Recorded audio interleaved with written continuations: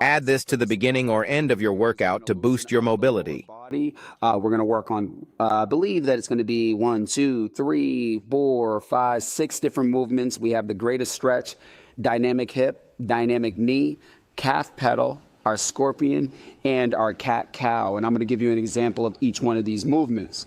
So up first, we have the greatest stretch, where we're actually going to take our lead leg, in this case, the left, we're going to put it out in front, and we're going to take our right leg and drive it to the back of the room, all right? We're going to reach up to the ceiling, reaching all the way up with our left hand and anchoring with the right hand, holding our left hand across the chest and driving that elbow towards the floor.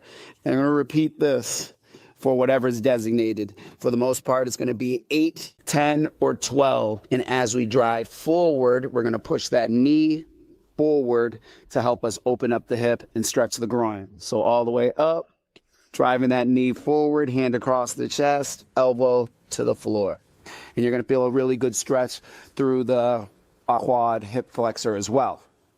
Up next, we're going to go into dynamic hip, where we're going to be in the push-up position. Bring that foot outside the shoulder, bring it back.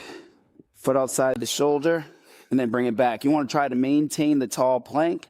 And as we bring that foot up, we want to push our knee to the outside of the room, keeping our foot flat and really opening up those hips.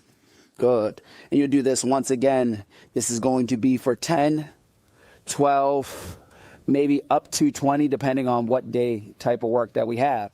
After that, we're going to go into dynamic knee. So we'll be kneeling. We want an active toe, pushing the big toe on the back foot into the floor. Tall chest. Drive that knee forward while maintaining a flat foot here. We're stretching out the quad and the hip flexor on the back side, but also getting a good Achilles stretch on the front side. Bring it back. Pick the foot up, kick out in front, and then we're going to hinge like we're doing a deadlift, stretching out the hamstring on the front leg, right? And we'll repeat this, usually going to be for 8, 10, or 12. Again, make sure that you're looking in the app to make sure that you're hitting the designated rep ranges, hinging that hip, keeping your chest tall. We're not curling the chest. Proud chest, bring it forward. Excellent. And then after that, we're going to go into the calf pedal. So we're going to go into that tall plank to start.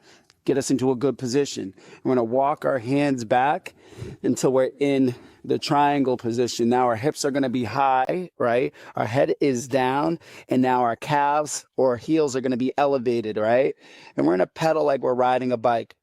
So we're pushing one heel down to the floor, really stretching out that Achilles and calf as we drive one knee forward, relaxing one leg, but getting active by pressing the heel down and getting a really good stretch. For the most part, this one is going to be for 10 each or 20 total. Good, perfect. And after that, we'll make our way down to the ground for one of our last stretches, which is going to be the scorpion. We're going to press our hands out to the side. We're going to raise one leg straight up towards the ceiling, get active by the glute. Hands are going to maintain contact with the floor so we don't rotate at the chest.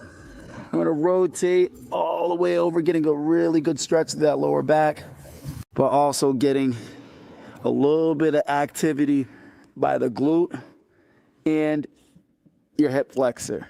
Good. And we'll do this for a rep range of usually about 10. And that's really all you do need. Anything less than that doesn't really make sense. Anything more than that doesn't really make sense as well. But if you do need it and it feels great, I'm not mad at you. Get after it. Good. Last but not least, we're going to loosen up that lower back by going into a cat-cow. What we're doing here is we're actually flexing the lower back by tucking the hip underneath us and separating the scap, the shoulder blades, to create a big arch in the back. And as we exhale, we're now extending those hips to the back of the room. Proud chest, bring the chest up and creating a bowl with the lower back. Good, great way to be able to, again, increase the range of motion of that lower back and decrease compression, especially after squat day deadlifts and different movements where we're gonna load the spine. Inhale, exhale, down rest. All right, and that's